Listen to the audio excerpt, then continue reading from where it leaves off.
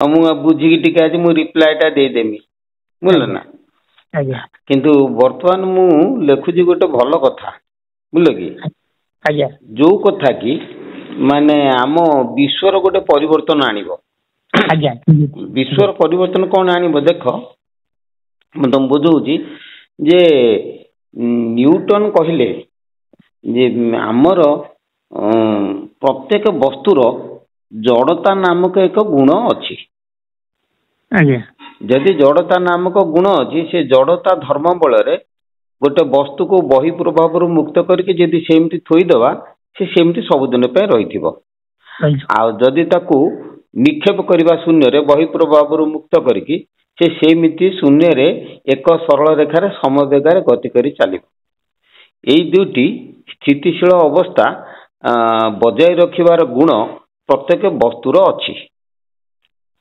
कौन बुझल ना एटा को न्यूटन कहिसेंती किंतु हेले वस्तुर आउ भी दोटी मौलिक गुण अच्छी किंतु जहाकू आमर न्यूटन कौन कौन विज्ञान नीरव वर्तमान सेटा मु देखु देखु आम भागवत रे मु पाइली बुझिपारे भागवत द्वितीय स्कंध पंचम अध्याय अष्टादश श्लोक 18 श्लोक बुझल कि आज्ञा भागवत द्वितीय स्कंध पंचम अध्याय हाँ अष्टादश श्लोक 18 श्लोक 18 श्लोक श्लोक संख्या हूँ 18 बुझल से जो माने संस्कृत भागवत कथा मु कहूची संस्कृत हाँ से श्लोकटी मु पढ़ी दउची सुन सत्यं रजस्तम इति निर्गुणस्य गुणाश्रयः स्थिति सर्ग निरोधेषु गृहीता माया विभोः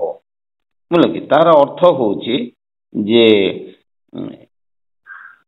त्रिगुणातीत सर्वव्यापी श्री भगवान सृष्टि स्थिति और लय कार्य निमित्त निज माया द्वारा सत्व रज और तम ये तीन गुण को से ग्रहण करती अर्थात निर्गुण परम ब्रह्म ठारू सत्व रज और तम ये तीनोटी गुण सृष्टि हुए बुझल कि कष्ट हो कथाटा हाँ कौच यही तीन टा गुण सहज कर दूची मु यही तीन टा गुण प्रत्येक वस्तुर अच्छी आ प्रत्येक शक्ति ठार अच्छी विश्व सबू जेकोसी अस्तित्व अच्छी तार मात्र ये तीन प्रकार धर्म अच्छी कौन ना गोटे हूँ स्थिति स्थितिशीलता धर्म गोटे हूँ स्वर्ग अर्थात उत्पादनता धर्म बुझल कि निरोधेशु अर्थात परिवर्तनता ताने प्रत्येक वस्तुर जड़ता परिवर्तनता उत्पादनता तीन प्रकार गुण प्रत्येक वस्तुर अच्छी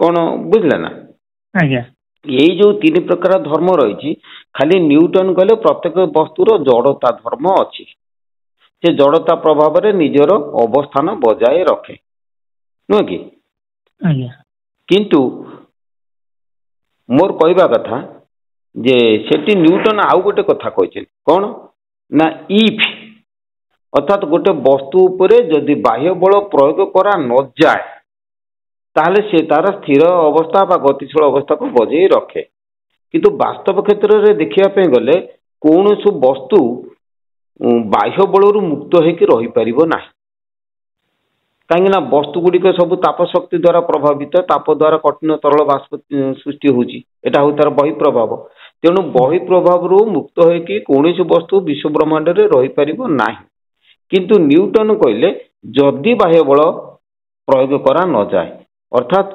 वस्तुर जड़ता नामक एक गुण अच्छी बोलिकी सी स्वीकार कले बुझिपारे ना जदि जड़ता नामक एक गुण वस्तुर अच्छी बोली सी स्वीकार कले आउ परिवर्तनता एवं उत्पादनता यही दीटा गुण अच्छी बोलिकी सी जानी पारे जोटा कि आमर व्यासदेव से दीटा गुण को ताधे अच्छी बोलिकी कहले किमिति कहले मु तुमको बुझे दूची सुना जे प्रत्येक वस्तुर स्थिति सर्ग निरोधेशु तीन टा गुण स्थिति माने प्रत्येक वस्तुर स्थितिशीलता एक गुण अच्छी जहाँ जड़ता बोलिकी कह जाए बुझल प्रत्येक वस्तुर निरोधेशु निरोध अर्थ निज शरीर को परिवर्तन करके अन्य शरीर में परिणत होगा निज शरीर को विघटन करवा अर्थात परिवर्तनता नामक एक गुण अच्छी ଏବଂ ପ୍ରତ୍ୟେକ ବସ୍ତୁର ଉତ୍ପାଦନତା ନାମକ ଏକ ଗୁଣ ଅଛି।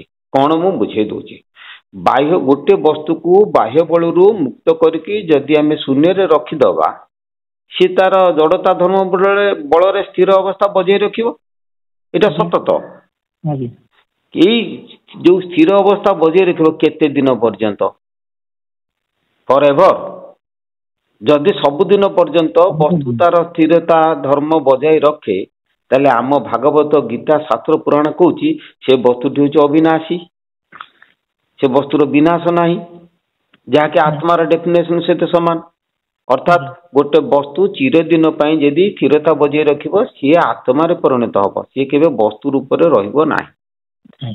ତେଣୁ ପ୍ରତ୍ୟେକ ବସ୍ତୁର ପରିବର୍ତ୍ତନତା ନାମକ ଏକ ଗୁଣ ଅଛି। ବାହ୍ୟ ବଳରୁ ମୁକ୍ତ କରି ଗୋଟେ ବସ୍ତୁକୁ ରଖିଦେଲେ ସେ ଜଡ଼ତା ଧର୍ମ ବଜାୟ ରଖିବା ସହିତ ତାର ଶାରୀରିକ ପରିବର୍ତ୍ତନ ଘଟେ। ବୁଝିପାରିଲେ ନା? ଆଜ୍ଞା ଗୋଟେ ବସ୍ତୁକୁ ବାହ୍ୟ ବଳରୁ ମୁକ୍ତ କରିକି ଶୂନ୍ୟରେ ଯଦି ରଖାଯାଏ ସେ ଜଡ଼ତା ଧର୍ମ ପାଳନ କରିବା ସହିତ ମଧ୍ୟ ତାର ଶାରୀରିକ ପରିବର୍ତ୍ତନ ଘଟେ, କିନ୍ତୁ ଆମେ ଜାଣିପାରନ୍ତି ନାହିଁ। କେମିତି? ଗୋଟେ ଗଛକୁ ଦେଖ, ସେ ଗଛଟି ଆମେ ଦେଖୁଛନ୍ତି ଯେ ସ୍ଥିର ଅଛି, ମାତ୍ର ଗଛ ସ୍ଥିର ନାହିଁ, ତାର ଅହରହ ବୃଦ୍ଧି ଘଟୁଛି ନା। ଆଜ୍ଞା ଠିକ ସେଇଭଳି ଗୋଟେ ବସ୍ତୁକୁ ଯଦି ଆମେ ବାହ୍ୟ ବଳରୁ ମୁକ୍ତ କରିକି ରଖିଦେବା ଆମକୁ ସ୍ଥିର ରହିବା ଭଳି ଜଣା ପଡ଼ିବ, ମାତ୍ର ତାର ଶାରୀରିକ ପରିବର୍ତ୍ତନ ଘଟେ, ଯୋଉଟା କି ଆମକୁ ଦୀର୍ଘ ସମୟ ଲାଗେ ସେ ପରିବର୍ତ୍ତନ ହେବା ପାଇଁ। ଏବଂ ସେ ଶାରୀରିକ ପରିବର୍ତ୍ତନ ବଳରେ ତାର ରୂପାନ୍ତର ମଧ୍ୟ ହୋଇଯାଏ। ବୁଝିପାରିଲେ କି? ତେଣୁ ପରିବର୍ତ୍ତନତା ବା ରୂପାନ୍ତରତା ନାମକ ଏକ ଗୁଣ ସେ ବସ୍ତୁର ପ୍ରତ୍ୟେକ ବସ୍ତୁର ଅଛି। ଆଉ କଣ ନା ପ୍ରତ୍ୟେକ ବସ୍ତୁ ଗଠିତ ହେଲା ପରେ ସେ କଣ ହୁଏ ନା ତା ଠେଇଁ କେତେକ ନିର୍ଦ୍ଦିଷ୍ଟ ଧର୍ମ ସେ ଧାରଣ କରିକିରି ତିଷ୍ଠି ରହେ। ପ୍ରତ୍ୟେକ ବସ୍ତୁ ସୃଷ୍ଟି ହେବା ପରେ ସେ କେତେକ ନିର୍ଦ୍ଦିଷ୍ଟ ଧର୍ମ ଧାରଣ କରିକି ଶୂନ୍ୟରେ ତିଷ୍ଠି ରହେ। ଜଳତାର ତରଳତା, କଠିନତା, ଶୀତଳତା ଇତ୍ୟାଦି ଧର୍ମ ସବୁ ଧାରଣ କରିକି ସେ ଜଳ ରହେ।